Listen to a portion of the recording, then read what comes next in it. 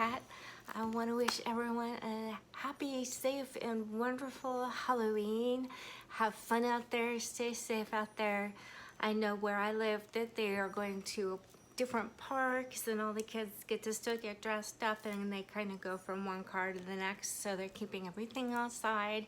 I know it's a big change for everyone, but I guess we need to kind of roll with the times that we're in right now with this whole trying to be safe with COVID.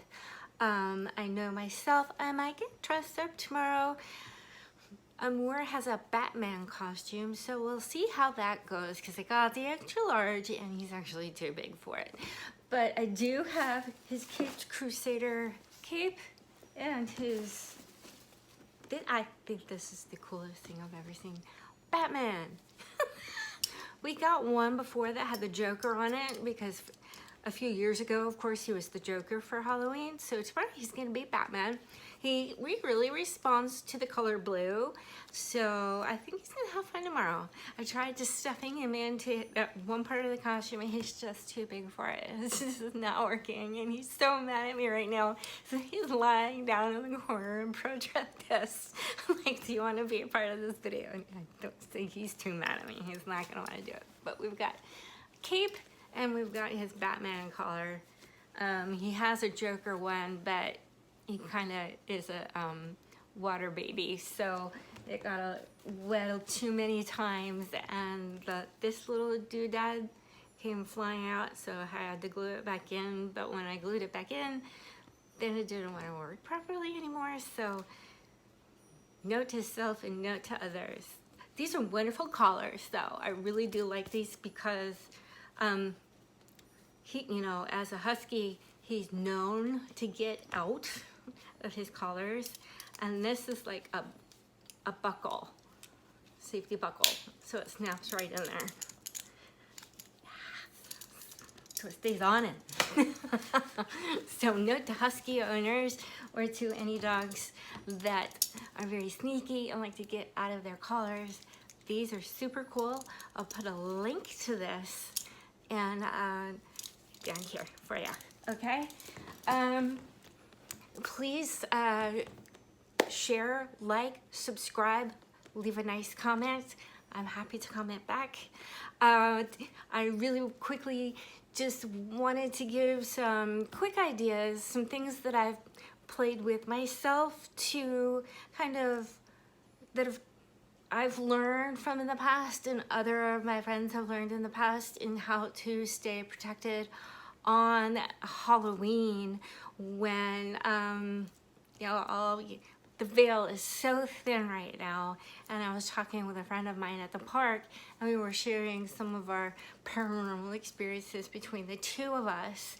And what I'm considering doing is going live tomorrow. I know I only have a few subscribers, but I think what I will do is just talk about paranormal experiences that I've had to, and because I could go through a long list of things that I've gone through, but I will say this, and I think this is kind of a cool thing. In the fall, you know how we get our cinnamon brooms and we start to get the cinnamon cones and we start to have everything that smells so yummy and cinnamony, is that a word? It is now. And pumpkin and clove and all these wonderful, beautiful scents. I highly believe in the magic behind these different scents and these different spices and herbs and things. My mother can tell you that when I was very young, I started just making teas. And it would just start, I would just start grabbing and putting things together, and I would fill up these, you know, containers and things, and some of them were good and some of them were really nasty. But we would find, you know, it was kind of interesting because my mom has had a plethora of different kind of health conditions, and I became even more interested in herbalism and all sorts of different things when my mom unfortunately was diagnosed with breast cancer in the 90s, and she was given like 3 months to live, and of course she's still alive today. And I really, you know, medicine was amazing, but the most amazing thing was seeing my mother, who is a Taurus, an incredibly stubborn woman, who started to bend to see the way that I think, and embraced holistic medicine. And she went for acupuncture. She went and she started drinking the nasty teas that they made her. And one of those nasty teas, she looked at me and she started laughing and she said, "This is what you made when you were a little girl." I was like, "Man." So apparently I was somehow instinctually and intuitively putting things together. My mother suffered from having different tumors on her thyroid, so she had to have several of those removed. And so she would reach for hot items. We would be sitting at the counter waiting for cookies, my friends and I, and my mom actually, without anything on her hands, reached into this oven and pulled out a pan of cookies and put it on top. And my friends and I were sitting there like, oh, and I was screeching, "Mom!" You know, and we all kind of freaked out, and we realized that my mom, you know, she went towards the sink. She was very calm about the whole thing. I wasn't, but you know, we're all like, "Oh my God, where's the aloe? Break the aloe." That was my first thing. "I'm gonna break off the aloe, Mom." Okay. So she gets her hand like washed off really well, and I put the aloe in her hand, and you know, I'm like, "Oh, Mom," and it actually healed very quickly. So she calls me, you know, some little miraculous healer or something. I don't know about that, but it's kind of cool in a way. And you know, that memory in and of itself made me realize and remember something that happened to me when I was a very little girl. I'm gonna share it just because it's Halloween and people like this kind of gore and stuff, but I'm gonna tell you a real story. It was real gore and no makeup involved, and it was really scary for me. I wanted to make a little dish, a little cup, and we were learning about pottery in school and about clays and things, but you know, we were making things. And I had some clay at home, and I put it around, and I realized that a light bulb was like the perfect little thing, you know, to have make a little cup like this, and then I was gonna make like a kind of like a wine glass kind of thing. Okay, so I started with this part of it, and oh boy, I'm almost embarrassed to admit this, but I'm going to anyway. Okay, so I had it on there, and it was hot, and I let it cool down, and I let it cool down for like an hour at least. But you know what I didn't realize, and I'm telling this story so no other child goes through this.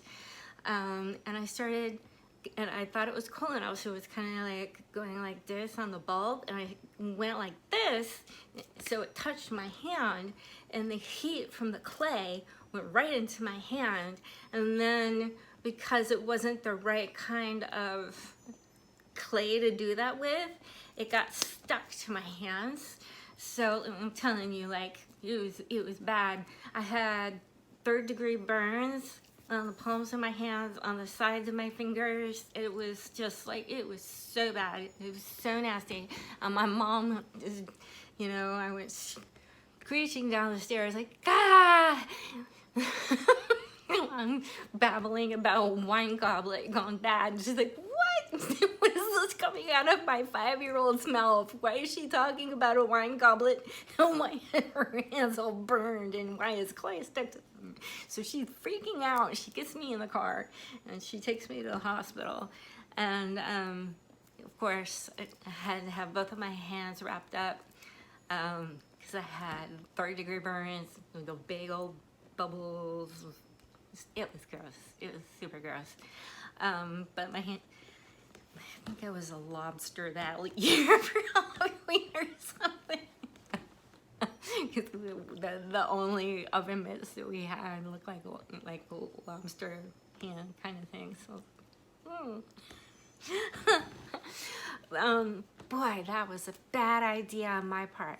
Okay, so parents, most people know this, but just so you're aware, really supervise your child and don't let them play with clay like that. My mom, of course, was out in the barn with the horses, and I was inside being creative and trying to do something cool, and it really didn't work very well. Okay, so gory story out of the way. All right, so let's go back to the idea of the different smells that are in the house, because boy am I lucky, because you can't, I don't know if you can see that I do have some little bubbles still left on the palms of my hands, and you can see some scarring in here, but I'm very lucky. I am very, very lucky. And also when I was little, and this will go back to the scent, we would have stuff on the stove quite often, not on the electric stove, but on our wood burning stove. So we have water in there to kind of like bring some humidity into the area, because living in upstate New York, the air is very dry.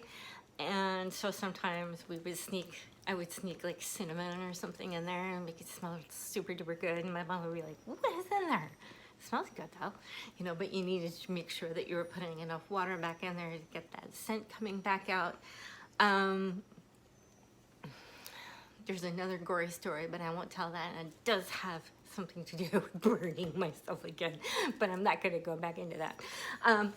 But with those ideas of that, the smells now with the fall, with clove and all the cinnamons and pumpkin spice and all the yummy stuff, these are actually herbs that can, I think I've talked about this in maybe a previous video. This cinnamon brings in good energy, protective energy. Clove drives away any hostility. And last night I did a little experiment with bay leaves. Bay leaves are wonderful to cook with. You can make a tea with bay leaves. Bay leaves actually have vitamins in them. So they have vitamin A, vitamin C, vitamin E. So it's actually good to drink the tea made out of the leaf, but don't actually chew on the leaf. You can, of course, use it as a spice to cook with, but I wouldn't actually consume the actual leaf, because I believe it actually is poisonous to actually just chew on the thing. I don't think you're supposed to do that. I don't think it's gonna, I think in small doses is probably fine, but I wouldn't go eating a whole bunch of them, because it's actually the nutrients that are brought out of the leaf and into the tea is how it's essentially supposed to be consumed. And then there's some of my friends and I, what I have done is to actually, if you write on a bay leaf exactly what you want. My mother hasn't done this, but we've both, I remember when her mother, my grandmother, would write something down on because in her house it just always smells so good. She would write something down on there and then she would burn it, and she said, this is how we ask for assistance. And I thought, oh, okay, that's kind of cool. And she said, it's kind of like a wish. And I was very young, but I thought, oh, that's very cool. So I've always been fascinated by this whole idea of using spices to bring different energies into your life. Well, with bay leaves, if you write on them, you can bring, of course, wonderful things into your life, but you need to remember that when you write on them with your wishes, you can't bend someone else's will. And it's just not good to do that.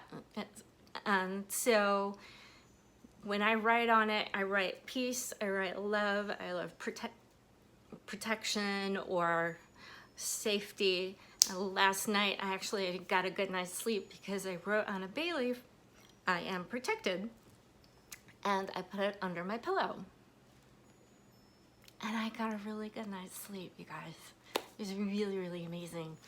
I highly suggest doing that. If you don't want to put it under your pillow because maybe you're a restless sleeper like I am, tossing and turning. I did not toss and turn last night though. I was really surprised. I actually slept pretty well. You can actually put it in a little box and then put it under your bed. But right on there, you know, I am protected. I am safe. And you can order bay leaves online. You can get some really, really big ones. So if there's more that you want to write on there, but the bigger you can write it, the better. So the more bold it is, the universe will see that even more. It's sort of like your SOS out to the universe of, I need to be protected, please protect me. And another way to do it, of course, if you don't have any bay leaves, don't worry. One of the best things that you can do is actually just, it's so simple and people just don't even think about it sometimes. It's just to simply ask Archangel Michael for help. That is what he is there for. So, and Archangel Michael, just has done some wonderful things in keeping me safe in my lifetime. It's just, I could go on for hours talking about some of the things that have happened, and some people have actually witnessed how miraculous some of these things are. If you can ask in your own mind, or you can say it out loud. Archangel Michael, I need your help. Could you please protect me? I would really appreciate it. Thank you. So you want to make sure you have that please and thank you in there. So it's not, you don't even need to even just ask it for yourself. If you're worried about someone, say I'm worried about my mother, I can say, Archangel Michael, could you please protect my mother? I would truly appreciate it. Thank you. Right? So putting in that please and thank you. And you can say this for anyone that you love and you care about. I will go on a whole list of people that I want to be protected, and will ask for Archangel Michael's assistance in that. And he always is there to protect people. And I always get some really, really cool stories afterwards, after I've asked for his protection. And that I will leave for another YouTube video. Okay, thanks for watching.